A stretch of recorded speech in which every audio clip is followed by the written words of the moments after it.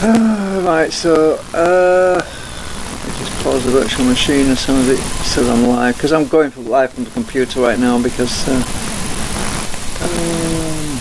don't want to run my battery on my phone down again. And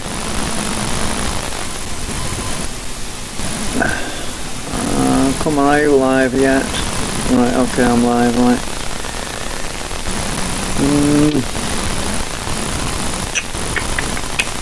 Okay, I'll pause the virtual machine now. Sorry about the audio, I know it's crap on the computer. I'll explain why. It's because I'm using a crystal microphone, and the computer's designed to receive electric microphone signals, and the crystal microphone, even though it produces a voltage, isn't strong enough to make the computer happy, and so the mic gain is turned high on Minicam. So that basically means that the Minicam audio boost circuit actually amplifies every frigging noise that there is on the line, and it picks up my computer CPU and everything. But it's not because initially I used to think there was a fault somewhere, but it's not actually that. It's just that the gain control, which is down here on the Minicam, boosts the volume to such a point that it amplifies all of the noise as well, which is normally something you don't hear. Anyway, so I'm going to design some things for some feet, some slippery feet for the generator. The reason for doing that is, number two, I could get some wheels, some casters. I thought about that, but I've got a 3D printer, so okay, I could 3D print wheels and casters and everything, right? But I thought about it a bit, and I thought, well, I don't really need wheels because it's on rubber. It's on these rubber stubs, right? And the rubber is leaving black marks all over my kitchen floor. It's not too bad to get it off actually, but it makes it impossible to move the generator, right? Very difficult without lifting it, and I can't lift it, it's too heavy. So what I'm going to do is make some skids, like skis, and I'm going to put these skis or skids on the end of the rubber. I'm not going to take the rubber off, and I'll explain why. If I take the rubber off, the sharp pieces of metal on the rack that the generator is mounted on will score and damage my new kitchen floor, which has recently been put down, the lino. It will just rip my lino, and I don't want to do that. So I don't want to rip my lino, and I also don't want to have the rubber on creating all that friction so I can't slide it around, right? So I'm going to make these skids that'll fit over like rubber cups. Well, it's actually plastic cups that go over the rubber feet, and the temporaries, which means I can tilt the generator over, put these caps on the rubber, and then I can slide it around, and then if I want to take them off again, I can easily do that, and it'll give me the ability to move things around. So what I determined was that the rubber feet are 25mm in diameter, so I need a hole. So what I'm going to do is I need a, oh god, let me just work this out. What is it, 12.5? Yeah, 12.5. Let's just do this. 12.5. Let me just go down here. So I'm going to model this and 3D print it. So we should have a 25mm hole. This is going to be the hole, by the way. So yeah, that's 25mm. So we have a 25mm area, which is that's going to be the hole. Now, obviously the plastic rim, which goes around here, needs to be bigger than that. So I'm going to go with let's see, 12, 13. It's a heavy generator, so I need something quite strong. So let's see, 12, 13, 14, 15, 16. I think 4mm. So let's go with 16.5. 16.5. Right, so that's that bit. So that's the hole. Erase that. So I've got this bit. Now I've got to extrude that by about, let's see, about 10 millimeters. 10 millimeters. Right, that's the bit that actually sits around the rubber ring. Right, now I need to build a dome on here. The reason for the dome is it will slide over things that if there's a lump on the floor, it's not going to dig in. It's not going to act like a chisel and rip my floor up. So I've got to build a dome. How do I build a dome? Right, this is the magical bit. So what I'm going to do now is I'm going to close that out. Well, actually, I'm going to select all connected, make a group.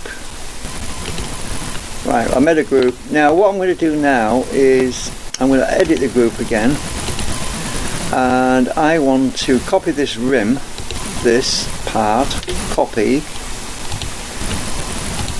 Right, close the group. Paste in place. So I've got another rim around this. Now what I've got to do is create an arc across this rim. The way to do that is to use this tool. I'm going to go across here to that side. Oh, let me just make sure I'm in the middle. Let's just try this. Right, I've clicked on it. Now let's go flat. Now oops, I want the arc to be up. Oops, it's in the wrong axis right now. I want you to go up. Come on, there we go. Alright, I've got this dome shape. Oh, bollocks, what's it done here? Oh, I want to get rid of that bit. Erase. Right, so I've got this arc. Can you see this arc? Should be able to do. So what I'm going to do next is I have to cut that arc in half, by the way. You'll see why in a minute. Now actually I'll leave that face on. Let's undo, erase. I'll leave the face on. The reason for that is because I want it to be exactly halfway. So I'm going to go from there to there, and that is exactly 33 millimeters. Right. Just work this out because I can't add up today. 33 divided by 2 is 16.5. Oh shit, I should have known that.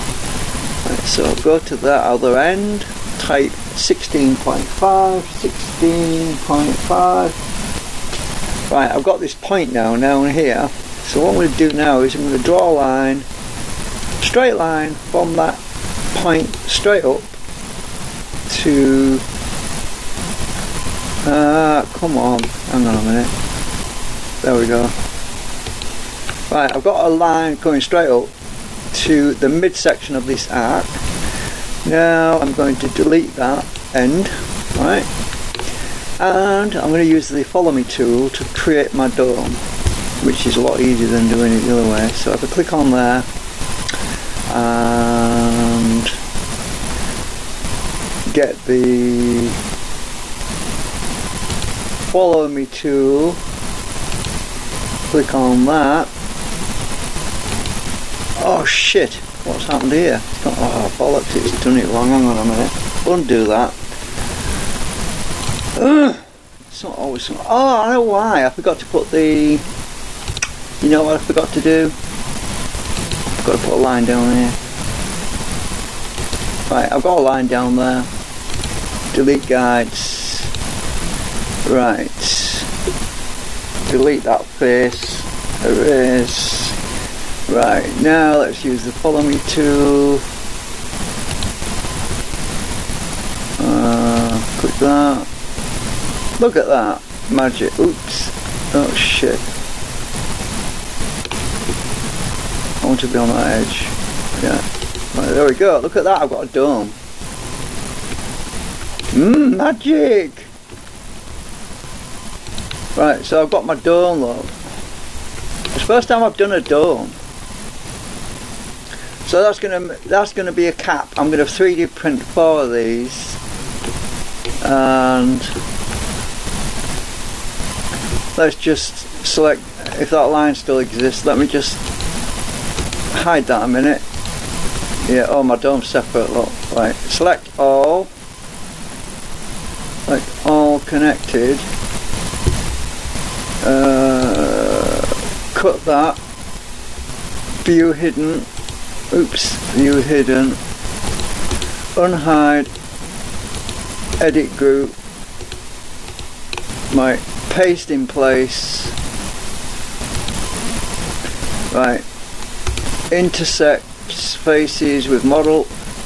That's part of that now. Select all connected. Intersect faces with model. Right, it should be all one piece now. It looks like I might have double faces on here. Let me just check. No, I haven't. I deleted that, just temporary. Let me go to black and white. I might be actually in black and white mode. No, I am. Monochrome mode. Put X-ray on. If I've got X-ray on, I can see if I've got multiple faces because they look whiter if you've got more than one face. Yeah, that looks good. So let me see now. Turn X-ray off. Turn hidden off. Right, so let's select all connected. I'm going to cut it. I'm just going to cut. Ah, good, there's nothing left over. Right, okay. Paste in place. Oh, I lost where I am now. Down here. Just wanted to make sure there's no stragglers, you know, lines left over. So I'd select everything that was connected to it. Now I'm going to export that. Export SDL. I think this must be the quickest model I've ever done actually.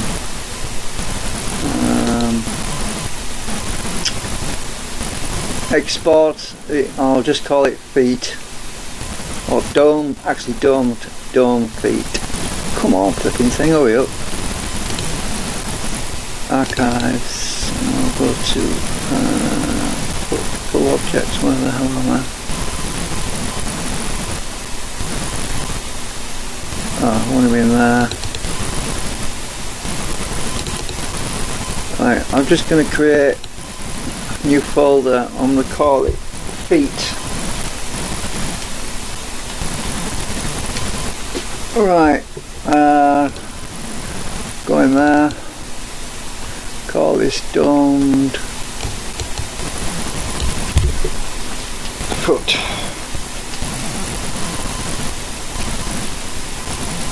Right. Call that domed foot. Save it as STL. Now let's just see what it looks like if NetFab Studio finds any problems with it. Just waiting for it to load in NetFab. Yeah, there's something wrong somewhere. Let's just check what's the problem. Oh, right. I have some extra lines in there which want to come out. I don't know if you can see this, but let me just zoom in a minute. But there's actually some yellow lines which I need to get rid of. Oh dear me. Right, so let's just edit group. Right, hide the lid. Hide that. Oh yeah, of course it's this bit. Erase. That's what was wrong. This face wants to come out. Erase that. Right, paste in place. Right, that should be right. I had two faces inside. Let's just hide the outside wall. Hide. Let's have a look inside of here. Ah, that face wants to be gone too. that face, erase, right.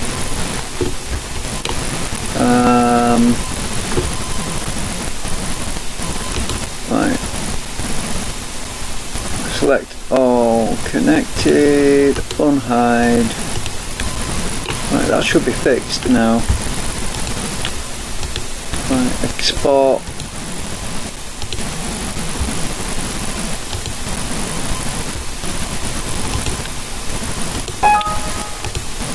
Right, I'll just get rid of this one because it's, I'll reload it. It should be fixed now. Yay! Look at that, we're fixed. No errors.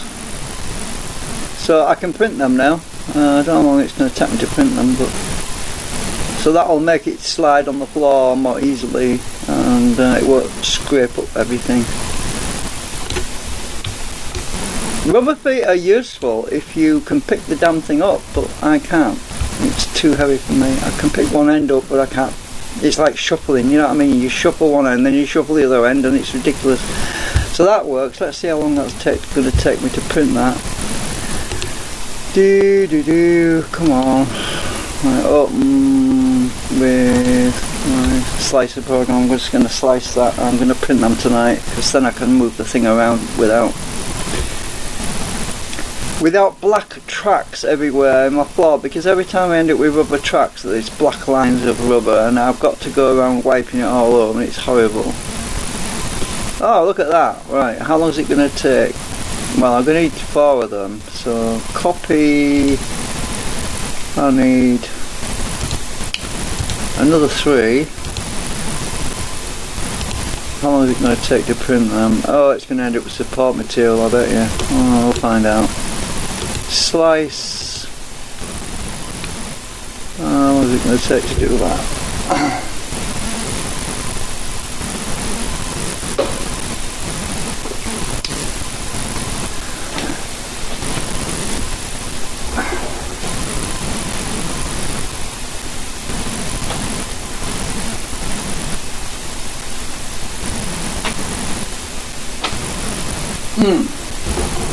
If I can move that thing around more easily, it will give me the enthusiasm to flipping well start washing the thing down and fixing it. You know what I mean? At the moment, every little effort is a struggle. Oh, so it's going to take me 2 hours.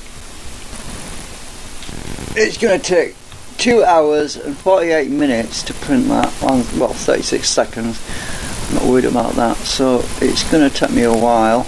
And it's going to use 9.8 meters of plastic, so that's not too bad.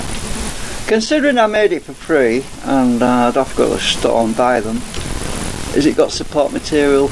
Yes. I really want to print this without support material, to be honest. How can I do that?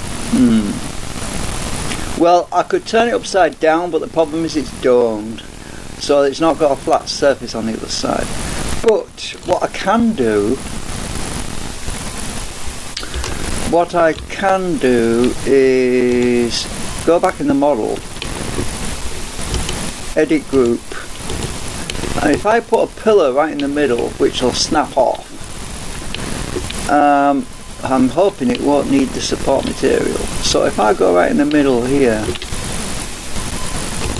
I'm showing some little tricks that I've learned how to do, because Ken will find this useful. If I go right in the middle and I put a little pin in the middle like this, and I extrude that to the outside edge like that, I can cut that off easily, a lot easier than I can start poking around at support material.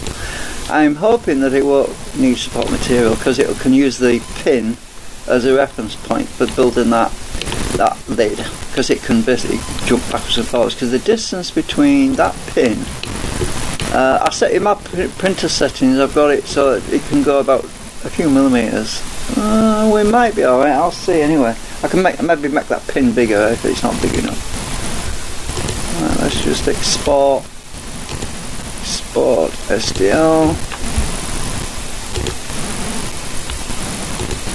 We'll see if this sorts. I don't like support material because it gets really messy.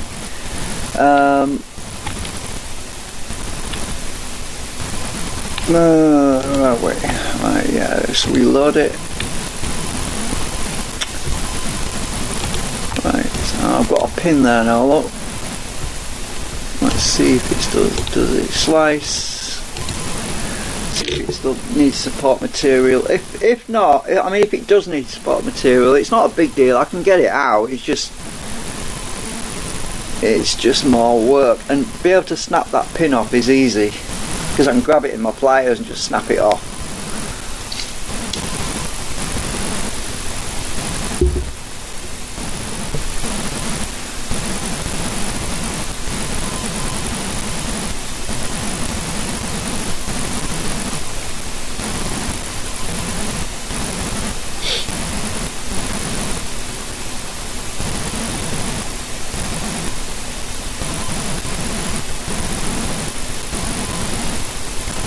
Oh, come on, please. Oh, well, the pin's there, but I've still got support material. Oh, well, it's not as bad as it was. It's honeycomb anyway.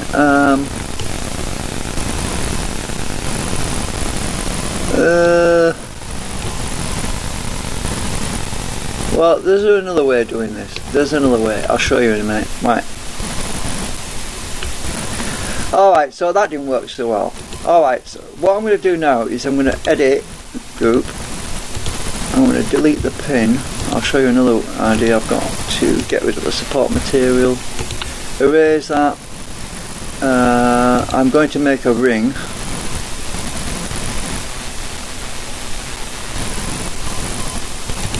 I'm going to go up to there. And I'm going to go up to there. I'm going to extrude that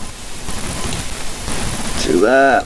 Now this ring is also easy to cut out. It's a lot easier than fighting about with support material. I mean, it's a solid ring, but I can break that out no problem. Right, that should stop me having support material, I think. Export SDL.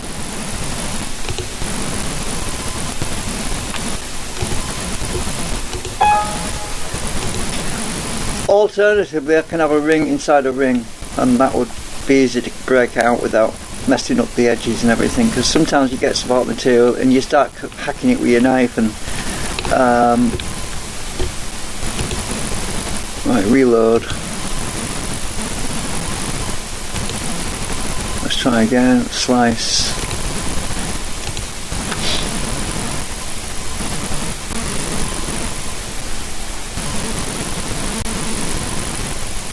I'm looking at it from the bottom at the moment.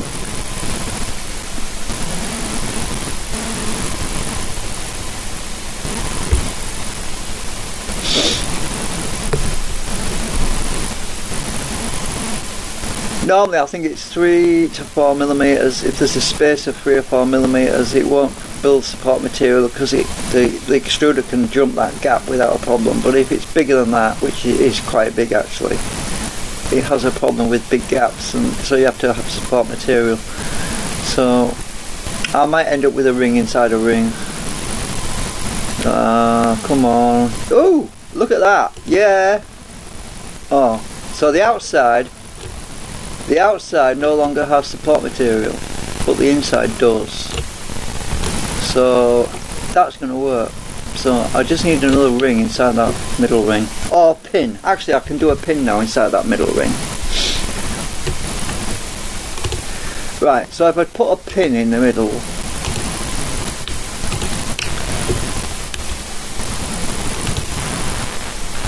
it depends on your printer settings. You can set the support material to be within sort of 10 millimeters. So if I put a pin there now, oops. Right, I can snap that off, I can snap the ring off. That should work. Export.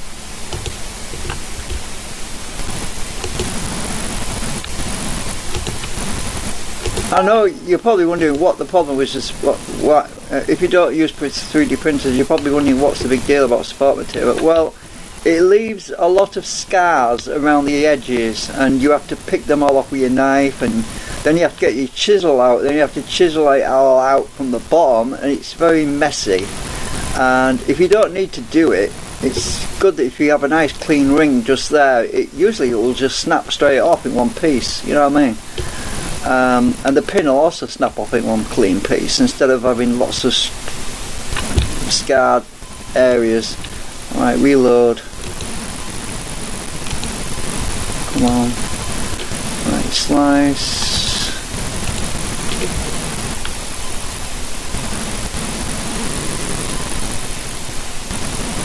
It's nice to have a reference area that's not too messed up, and then you can just stick your knife, your chisel in, or your knife, and just pick the whole thing off in one big lump. And support material tends to come off in little bits, and you've got to. It's you pick a bit out, and then you've still got a bit, and you go back and pick a bit more out, and it's more hassle to pick it out because it's just in lots of little pieces. It's honeycombs really leave a lot of scars behind. It's alright for doing a large area, but usually you can turn something upside down, but I can't do that with a dome surface. Yay, look at that! So now I've got no support material, I've got this pin right in the middle which I can just snap off, and I've got that ring which I can just snap off, and it'll come off in one piece because it's only 3 layers thick if you look.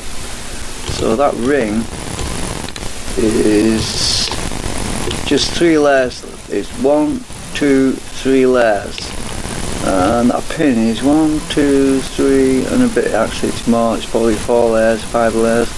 But I can snap that off. So how long is that going to take to print? 3 hours and 9 minutes. So it's going to take a bit longer to print, but that's fine by me. I don't mind.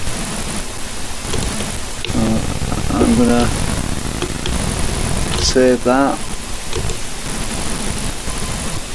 I'll stick it on the magnet motor for now because I don't have to navigate to another folder. It's only one off anyway. I'll stick it in there.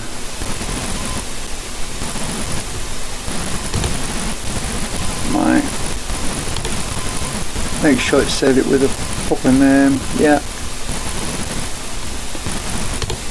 Okay, so I've just got to put that on my SD card and stick the SD card in the computer and transfer that SD card to the printer. Then I can print all of those domes out, and it's going to be 3 hours and, well, 9 minutes, probably 3 hours and 10 minutes, probably something like that.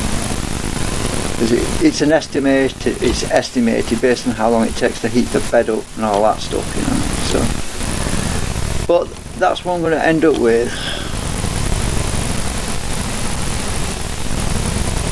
And yeah, I can solve my problem. Right, so I've got to turn off my other printer on so I can transfer this across.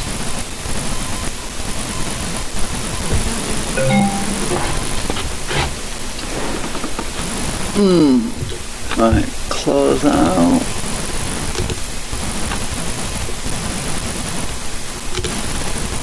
I never saved this either. I better save that.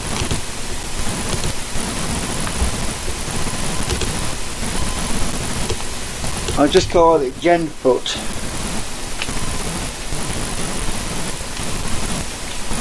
Easy to find.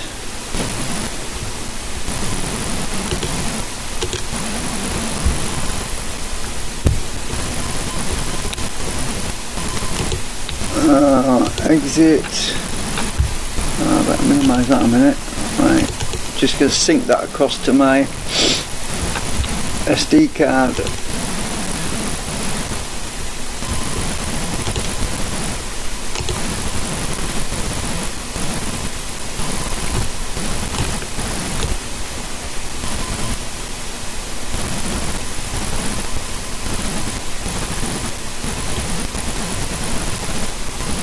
So I don't need to tell you what I'm going to be doing for the next 3 hours. Just printing that thing.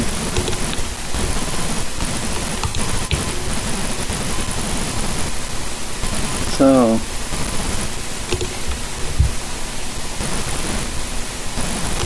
Thanks for watching.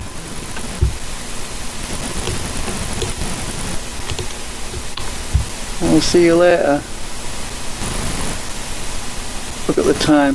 12:48 AM. Oh my god, I'm going to be up again at 3 AM again. It's 4 AM. I'm going to be... Oh god, I'm going to be up late again all night. I don't care. I woke up late. I woke up really late. So...